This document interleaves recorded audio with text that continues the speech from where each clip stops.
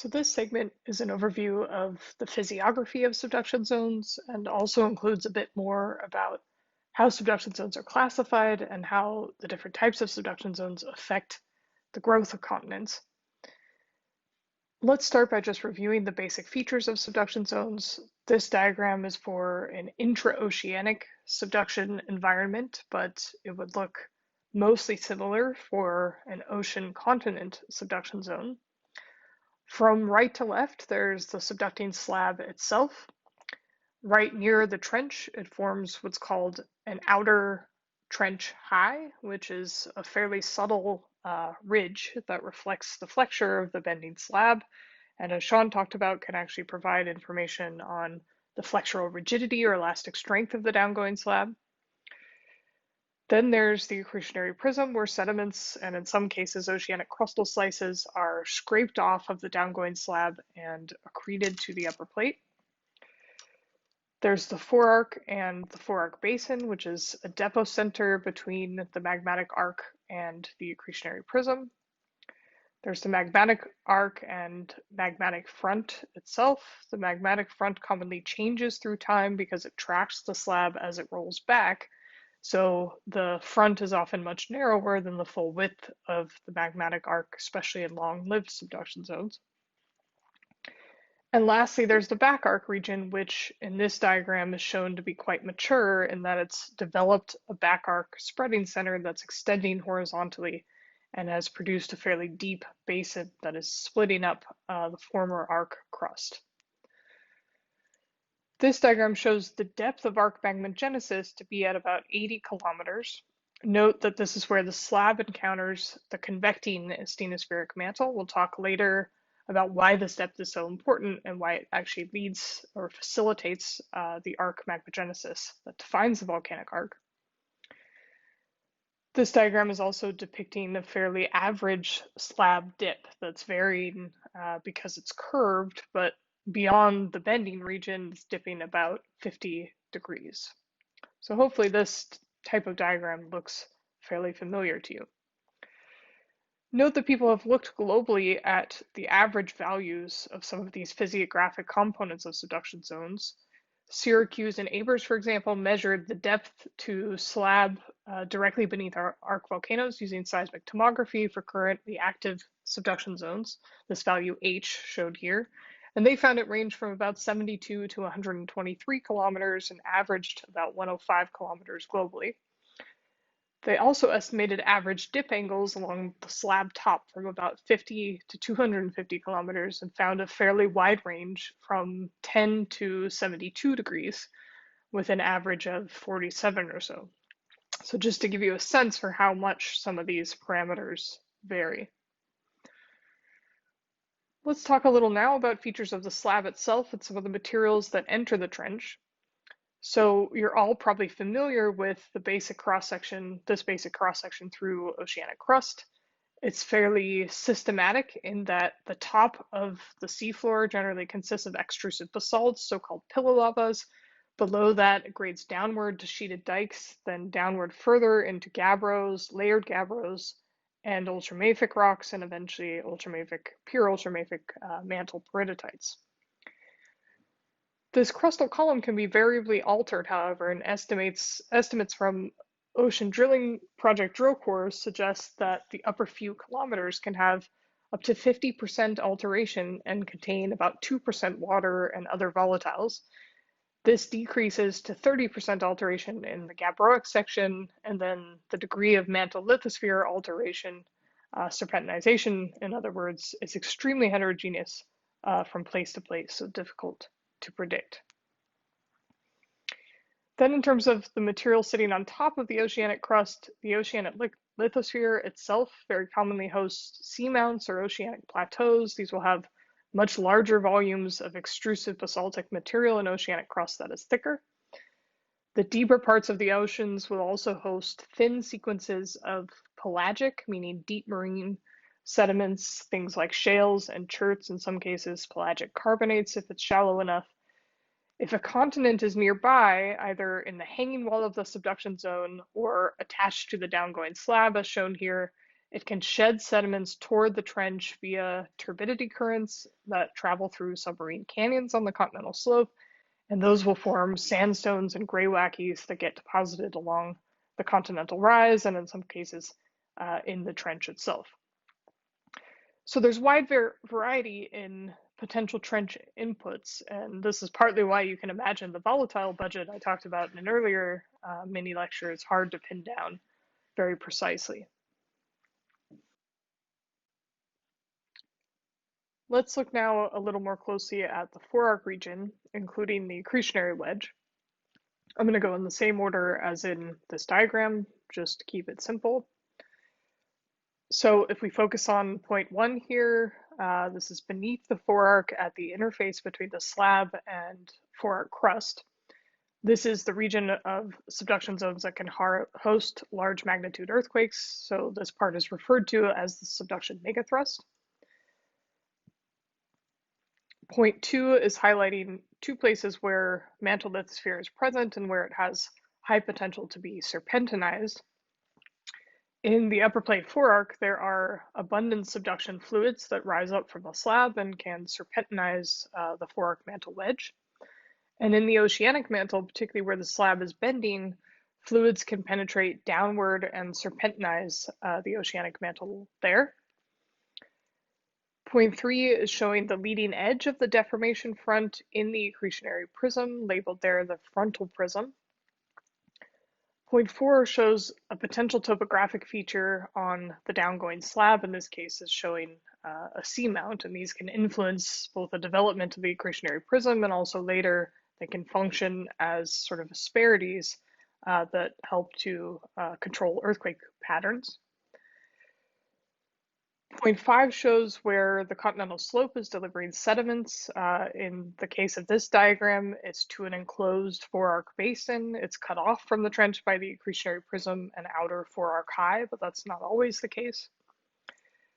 And 6 through 9 are just zoom-ins on some of the local features that occupy the interface and accretionary wedge in more detail, including a décollement or subduction channel, point 7, that might develop along the megathrust. Imbricate thrust faults that develop in the prism, normal faults that develop in the downgoing slab as it bends, as well as various splay faults representing splays of the megathrust. Let's also look a little more closely at the anatomy of the volcanic arc. So interactions between the slab and overriding asthenosphere is what produces the primary melt. And the composition of these melts are originally very mafic, similar to a mid-ocean ridge or a back arc basin. But remember we talked about how the arc volcanic system is a major component in the sort of subduction factory, where these primary partial melts get continuously modified as they rise through the overriding crust toward the surface. Some of them become underplated at the base of the lithosphere, and those would have typical mafic compositions. But then they feed dikes and sills and magma chambers above them, which continue to differentiate into more and more silicic compositions as the arc evolves, such that eventually the erupted material that erupts at the surface is very different in composition and volatile content from the original slab-derived partial melts.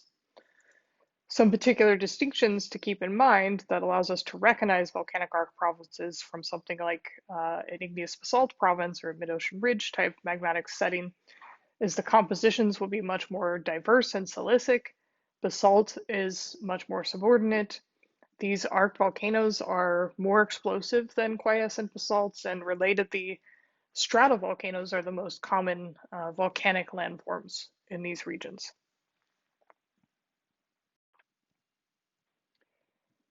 So based on some of the morphologic or physiographic features that I've just discussed, people have come up with classifications for subduction zones that are entirely physiographically derived, so a bit different from the classification I showed you earlier of using the phi parameter.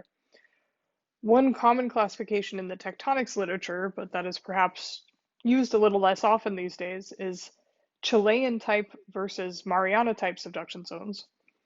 Chilean type subduction zones are those with shallow slab dips and a shallow trench due to subduction of young, hot lithosphere, and also represent regions where the back arc is under compression. These are host to massive compressional megathrust earthquakes greater than magnitude 9. Mariana type subduction zones, on the other hand, are those with deeper trenches where there's old, cold lithosphere subducting and where the arc appears to be under extension because the slab is continuously rolling back. These do not generate great megathrust earthquakes. The Chilean type and Mariana type margins actually pretty directly translate to a classification scheme that's now used a bit more frequently, which is accretionary versus erosional margins. Accretionary margins are those with abundant sediment off-scraping. They have thick accretionary prisms, whereas erosional margins are those in which no accretionary prism develops, and instead upper plate material can actually be eroded and entrained and drawn down by the slab. Here's the global distribution of erosional versus accretionary margins. It has some similarities and some differences from the pi parameter or phi parameter calculation I showed you in the last lecture segment. And the main governing variable on the margin type is the convergence rate. Accretionary margins have slow convergence rates, and therefore they have more sedimentation in the trench. This is fairly intuitive because the slower the plate moves, the more time there is for sediment to actually accumulate on the seafloor. The differences between these two margin types in terms of seismic reflection and bathymetry are fairly stark. Here's an example of an erosional margin, the Mariana Trench. The trench itself is very well defined and extremely deep. It's actually the deepest bathymetric feature on the planet. It's about 11 kilometers. It's deep because it's entirely sediment starved, since it's an oceanic subduction zone with no nearby continental input to provide sediments. And seismic imaging from the plate interface beneath the Forearc shows what's interpreted to represent a very thin, less than 1 kilometer thick layer of pelagic sediments on top of otherwise non-layered oceanic crust. And that thin sedimentary package appears to be fully subducted with no off-scraping at all. Now contrast the Marianas Trench with an accretionary margin, the Nankai Trough south of Japan. This margin is pretty much the opposite. There's no trench there at all. Instead, there's a sediment-filled trough. There's a several kilometer thick accretionary prism, and there's a zone of 2 to 3 kilometer thick of underplated sediments. So one interesting question we could ask is which of these subduction margins actually lead to continental growth, where the growth processes include accretion in the accretionary prism, as well as addition of crust to the continent via arc magmatism. And one might at first glance intuit that accretionary margins should lead to growth, while erosional margins should lead to continental destruction, and perhaps they kind of even each other out such that continental landmass has mostly remained similar over time. But it's actually a bit more complex and perhaps interesting than that. So this histogram is for erosional margins, and it's showing the rates of forearc erosion in kilometers cubed per million years in the lower half of the plot, with negative values for all of the active subduction zones that are currently classified as erosional. So you can see erosion removes between 25 and 150 cubic kilometers per million years of continental material.